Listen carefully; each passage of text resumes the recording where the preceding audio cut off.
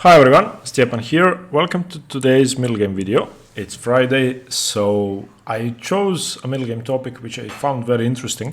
For this week, I chose how underestimating an attack can be deadly and how it can lead to quick victories. Now, I haven't chosen games by weak players or games by players who, I don't know, like Morphy versus somebody in the 19th century where the defender is, well, much weaker than his opponent. I chose games in which very, very strong players have made very subtle mistakes because they had underestimated their opponent's attack.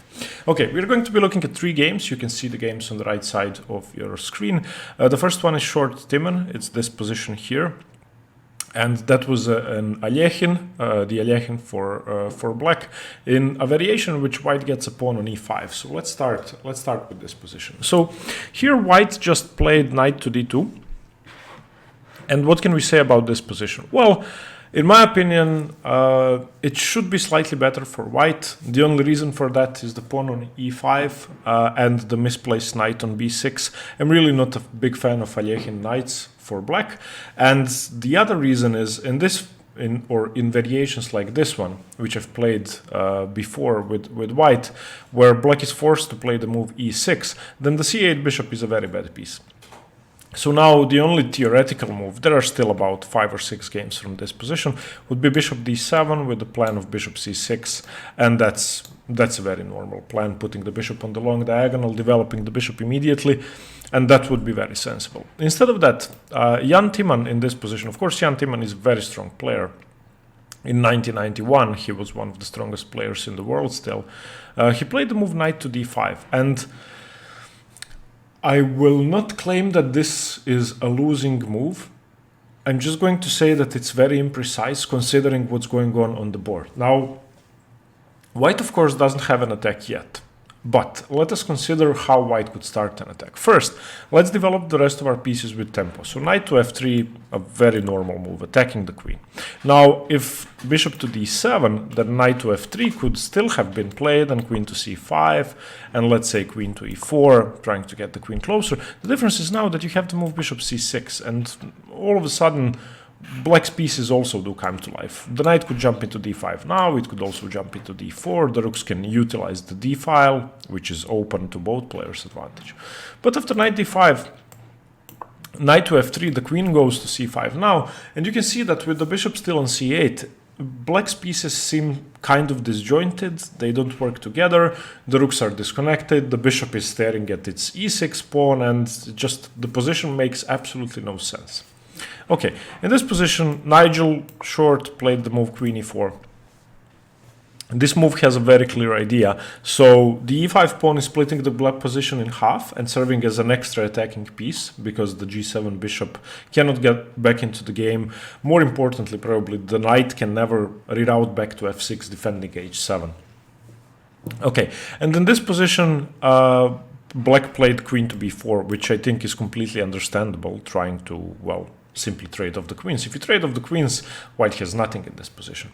But of course, Nigel Short declined the queen trade, playing bishop c4. Now this is of course an exchange of bishop for knight, but let us consider black's decision now. You're trading off your defender, your d5 knight, which, however weak in the defense it cannot come back to f6. It can still go back to e7, it still controls the f4 square, it still controls the e3 square, making rook lifts harder, it still controls c3. So this decision to play knight to b6 may be the best decision practically, and after b3 to take, and pawn takes. But if we look at this bishop on c4, this bishop is a potentially strong attacking piece, but at least for now, while the c8 bishop is still stuck, the c4 bishop does nothing. So with all of black's pawns on light squares, I would definitely prefer to keep this knight in the position instead of trading it for this bishop. But knight b6, b3, knight c4, bc4. And now, in this position, black played the move which seems sensible, which is rook to e8. Which I understand. This move now prepares to maybe develop the bishop, maybe bring the queen back, and it's a good defensive move. White plays queen to d1. And here, black continued with queen to c5, which, I mean, this move, okay, maybe white was threatening to play something like this eventually. Black, of course, had moved the rook in anticipation of bishop a3. But I still believe that there may have been more useful moves, probably like playing b6 and developing the bishop immediately. But the problem is that after b6, bishop a3, then actually, I believe, traps the queen. Wait, if we play this immediately, then bishop a3, the queen would have to take here, and, well, maybe the queen isn't trapped. Maybe it is, yeah, because it doesn't have c6 or d7. So yeah, queen c5, a necessary move. And now you can see that if black's position is so cramped that he has to save his queen and his rook in a couple of moves just from losing material, then something went wrong. Something went wrong because this bishop is not on c6. If this bishop was on c6, black would have been able to contest the d file, black would have been able to, well, return the queen to a7 or somewhere. But queen c5. White plays queen h4, and this all seems very natural. Black now continues with the only move he has in the position, b6, going to develop the bishop to b7, which is completely understandable. But now, one more tempo move, bishop e3. Not bishop a3, bishop e3, because you want the bishop on this diagonal. A tempo on the queen. The queen comes to c6, and now bishop h6. Now, one move that is clearly losing, and in this position after bishop e3, a move that I think could have saved black, even though white is much better, would have been simply retreating the queen back. Either playing queen b4 or playing queen to f8 immediately. Let's say queen b4, and now if bishop h6 comes, just bring the queen back, threatening to take the bishop, so takes, queen takes. You are not getting checkmated with a queen on g7. You have less space, but you are not losing immediately. White's pawn structure is ruined. If you can develop your bishop and contest the d file, good game. For the moment, of course, that's hard because this queen is controlling d8 twice. If the bishop develops, rook to d7 comes, and it's still very hard, but you're not getting mated. Instead of that, after bishop e3, black completely underestimated white's attack, and after the next move, his game is lost. Queen c6, and black has no more defense. What happened in this game is so incredible that, I mean, just, okay. Bishop h6 first, trying to trade off the main defender. If the defender is taken, then of course bishop takes, queen takes, whatever black does, the knight is coming into g5, and the attack is unstoppable. So in this position, Yuntemian played bishop h8. And now an incredible move, a rook to d8. And what happened? What went wrong? If you try to check this game out with an engine, which I did after my own analysis, black actually played well. Black played well. His moves, apart from queen c6 and knight d5, are perfectly sound. I mean, Yuntemian is a very strong player. But when you look at this position with the bishop on h6, with the rook on d8, which cannot be taken, obviously, because it's checkmate, the bishop cannot be developed easily. I mean, the best move here, which wasn't played in the game, is bishop d7. And this would now force a rook trade because this would have to be taken. And again, white is much better, much simpler position to play, attacking threats. But yeah, in the game, the attack was underestimated again. After a rook to d8, Yuntemian played bishop to b7, which is a move you of course want to play. You don't want your bishop on d7 because it does nothing. But now, rook a to d1, bringing his last piece into the attack. The rook still cannot be taken, of course. Now it's protected twice.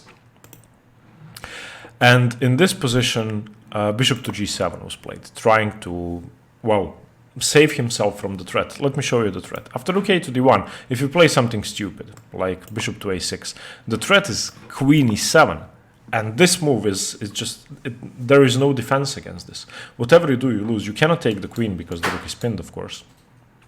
And if you do something, I don't know, like b5, then knight g5. And you cannot defend anymore. The f7 pawn is indefensible. You can give your queen away, you can give stuff away, but you're getting mated. So after rook a to d1, Yuntemian had to defend, so he played bishop g7, which, okay, stops the threat for the moment, because if queen e7 now, then simply bishop takes h6, and I mean, if you try rook to d7, for example, which should be very strong, then simply queen takes d7, and after queen takes d7, rook takes, and black is winning too much material up. So after bishop to g7, of course, Nigel Short didn't blunder. He continued his attack brilliantly. He played rook 8 to d7. Now, what's the threat here? The threat is bishop takes g7. Let's give him a stupid move again. Let's say b5. The threat is bishop takes g7, and after king takes g7, queen f6 check. Let's say king h6, which is the most resistant. You don't have to take here immediately, giving him a move. You can go queen f4 check.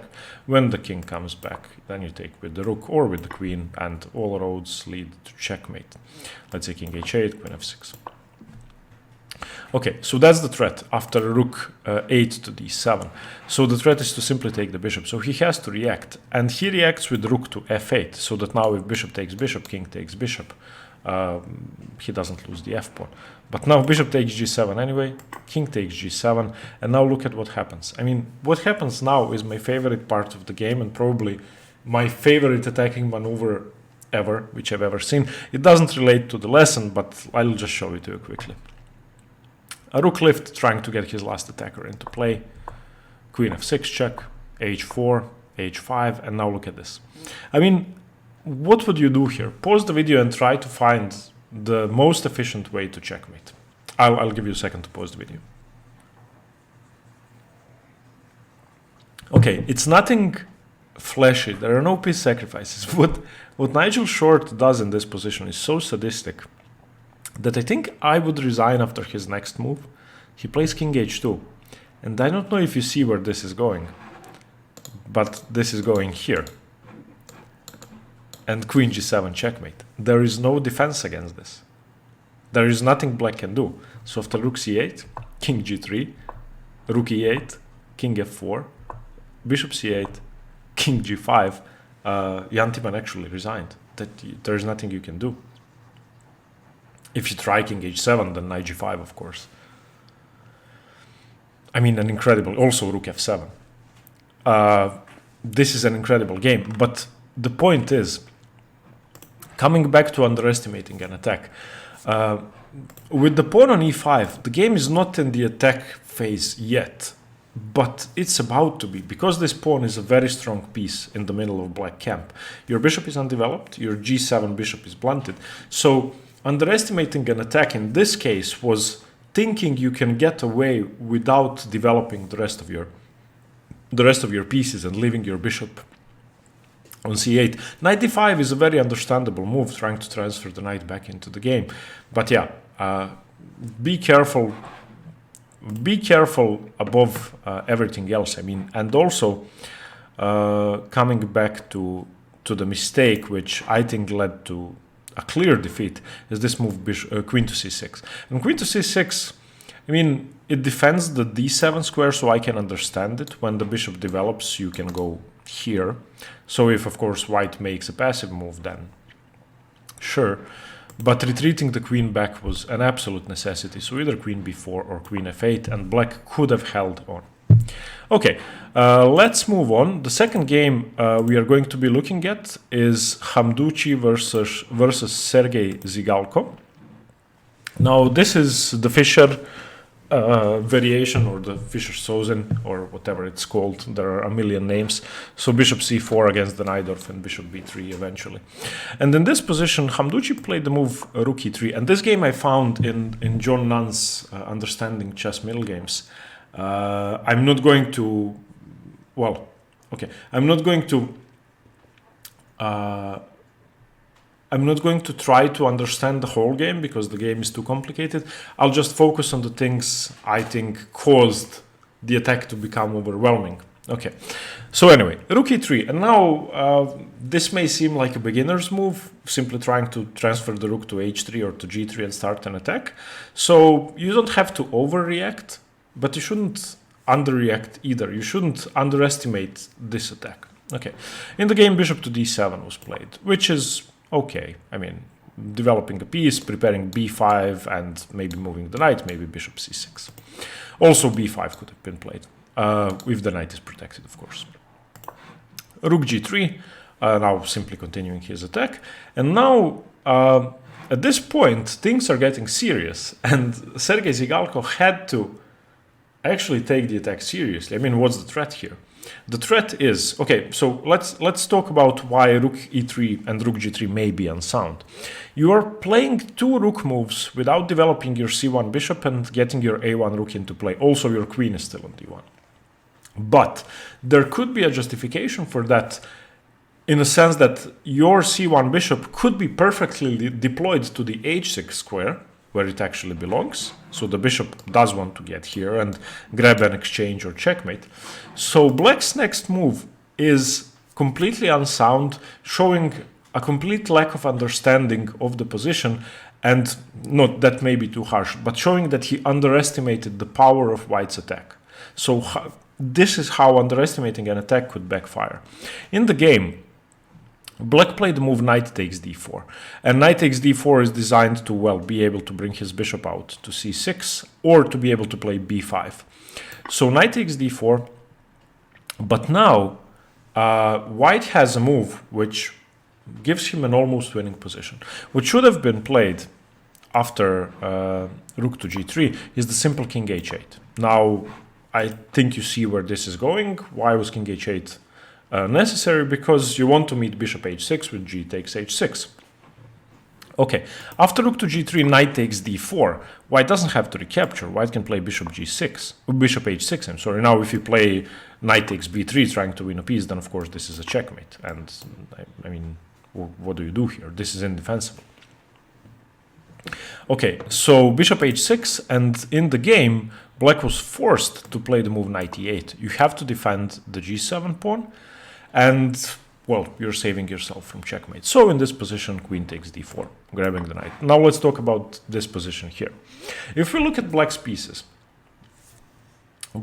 are kind of cramped. So black has far less space, and none of his pieces are threatening anything. So this rook doesn't do anything. This knight is overworked in the defense, defending two weak points. This rook is obviously doing nothing. This bishop does want to come here, so it has a future. This bishop immediately came to f6, so it does have a future. So black could still hold, but allowing this, I mean, if rook e3, rook g3 was so powerful and unstoppable, then every game with white against the Najdorf would be easily won. Okay, bishop f6 played, understandable. Queen d2. Rook c8 also, a good move. Rook d1 played by white. Now all of white's pieces are in the attack. And now note that black has two weaknesses. The knight is defending both weaknesses. The bishop on f6 is a very strong defender which needs to remain in the game. Okay, but watch what black does next. Now this move is the same as queen c6 in the previous game, completely underestimating the power of white's attack. He plays bishop e5. The idea behind bishop e5 is to, well, ruin white's pawn structure, because he must have known that f4 is coming. So after f4, he plays bishop c3, bc3. Now, of course, white's pawn structure is ruined, but we now have a clear tactical issue in the position. There are two weaknesses. The knight is defending both of them. You cannot afford to lose either of them, okay? Because if you lose d6, then the bishop is kind of loose. If you lose g7, then, well, it's checkmate. So, in this position, believe it or not, black made the terminal blunder and lost the game. Let's just go back for a second. Instead of bishop e5, allowing this f4 tempo and trading here, a much more sensible plan would have been either b5 or bishop c6 or even queen to e7, defending the d6 pawn and trying to solidify your position. Also defending the rook, which could be important. But I think bishop c6 is perfectly sensible. Maybe queen e7 actually, and if a4 by white, well, you continue the position. We play bishop c6 and the position is normal. In the game, after f4, bishop c3, bc3, black played the losing move king h8. And pause the video if you want. Find the winning move for white. Okay, the winning move for white, if you understand the two weaknesses, is not that hard to find. So black has two weaknesses in the position, neither of them can fall. By playing king from g8 to h8, what was left undefended? Which move is now a forcing move which has to be reacted to? Well, In the game, queen takes d6 was played. And now, of course, if the queen is taken, if knight takes d6, then this is a mate in two. Bishop takes g7, king to g8, bishop f6, checkmate. So the queen cannot be taken. The rook is threatened. So what do you do here? Okay, in the game, black played what I think is the only sensible move, like rook to g8, and the game ended quickly. I'm going to show you how. So queen takes, rook takes, you now win the bishop back, but now simply rook. In the game, I think e5 was played, white still won, but rook f7 was a bit more precise, rook g3 here, and white is obviously winning with a much better rook, with an extra pawn, 2 pawns for now, but this pawn is going to fall, and a much better minor piece, and of course, a million weaknesses. Okay, so after queen takes d6, black played this to, well, not get checkmated, but his position is, of course, completely busted. So, what could black have done? Let's go back to this position. After b takes c3, there was a way to try and secure his weaknesses, and that was by playing queen b6 check. And after king h1, you can now play f5. f5 looks loose structure-wise, but it actually saves your position. And of course, this queen is now defending the d6 square. There is some breathing room for the rook. The rook is able to come to f7.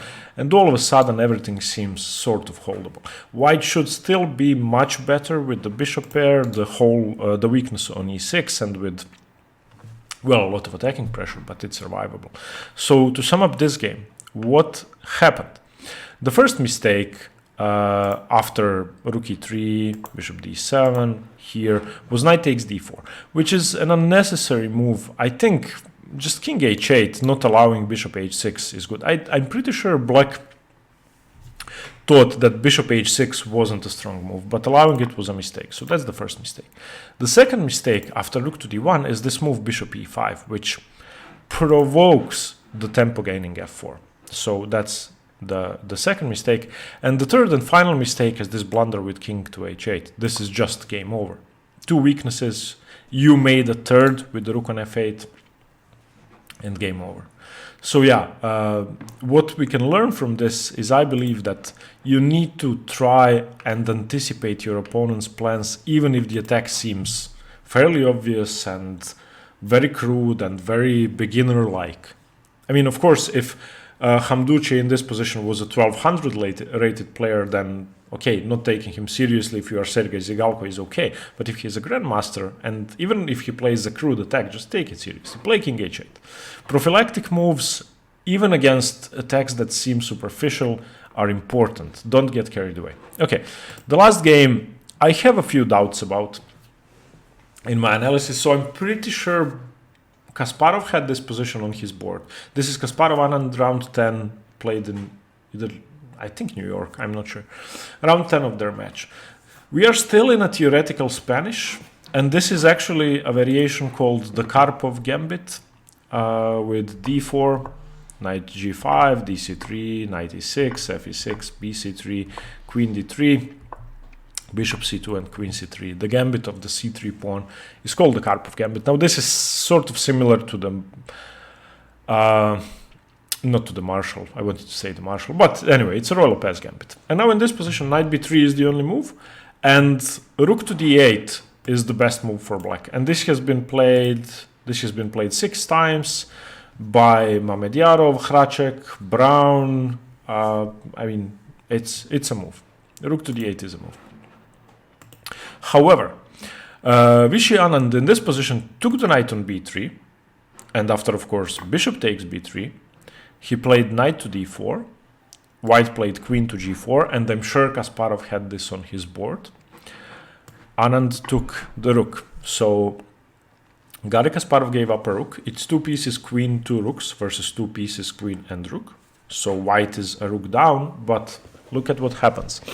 I'm not sure how much time Anand had spent before taking the rook. I'm not sure if he'd considered this position at home. I'm not sure if he'd anticipated this variation by Kasparov, but I'm sure Kasparov had this on his board previously. And it doesn't look that scary, but look at what happens. Bishop takes e6 was played by Kasparov. not attacking the queen immediately with a bishop discovery. Okay, so in this position, if you take the bishop, then you get mated. Queen takes e6. After bishop to e7, a simple bishop to g5 attacks the queen, attacks this bishop, which is indefensible. You get mated. The best move is probably to give up the queen here and then still get mated. So after bishop takes e6, you cannot take the bishop. So rook d8 played, which is a sensible move. In some positions now, taking, queen takes here. If bishop g5, you could take the rook on f1 and then defend with the rook to d7. So this makes a lot of sense. But now Kasparov plays bishop h6. This is an astonishing move. And again, I believe this was his home prep, but still, black is the one who underestimated the attack. Now let's look at what happens if you take this bishop. G takes h6, queen h5 check, king e7, queen f7 checkmate. Okay, so this bishop cannot be taken either. And the queen is attacked. So the queen retreats to c3, normal move, and also preparing to bring the queen back into the defense on these two squares if something nasty happens there. Now, bishop takes g7. Of course, if you take this bishop, if you take the knight, then again, knight takes e6, queen takes e6, bishop to e7, and bishop h8. Just, I mean, the material is now equal. Piecewise, white is a pawn up, but white has just a deadly position and can win in a couple of moves. If you take this bishop, then takes here, takes here. If you take the bishop, I take the rook with check. If you move the rook, then I'm not sure what I'm supposed to do here. I'm actually going to turn on the engine here to make sure I don't lie, but I didn't prepare this position. So what happens if I'm sorry, excuse me. Okay, I had missed this. So once again, we have the same queen f7 checkmate. Sorry for that. I couldn't remember. Okay, so after bishop takes g7, the queen retreats back to d3, trying to defend, stopping queen h5 because now queen g6 defends. But now simply bishop takes h8. And what is the material count? White has two bishops, queen and rook. Black has bishop, knight, rook and queen. So equal on pieces, but white is a pawn up. And now after queen g6, simply bishop f6, bishop e7, bishop takes e7, queen takes g4, bishop takes g4, king takes e7, rook c1 threatening the c7 pawn, c6, and white is a clear pawn up and completely winning. And Kasparov went on to win in the next 13 moves. Vishy resigned. There was basically nothing he could have done. White's king is better, white's bishop is better than the knight, and, well, an overwhelming pawn majority now, another pawn up. So what happened in this game? So we have a fairly obscure variation, which I'm not sure Anand had expected, and he plays knight takes b3, which is a fairly sensible move, going in for this queen takes rook. Now, he had obviously underestimated everything, and an alternative is hard to suggest, so I think an alternative should be suggested in this position.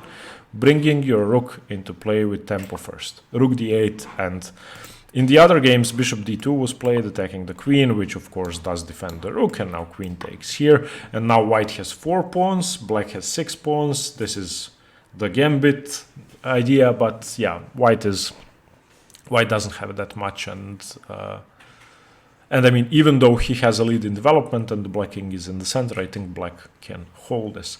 In fact, out of 4 games played in this position, white won 1, 3 were a draw. Okay, so yeah, I wanted to show you these 3 games. Sorry for not recording the endgame video yesterday, even though it was Thursday. I just had too much work because it's the beginning of the month and I had a lot of calls and lessons to do. So yeah, excuse me for that.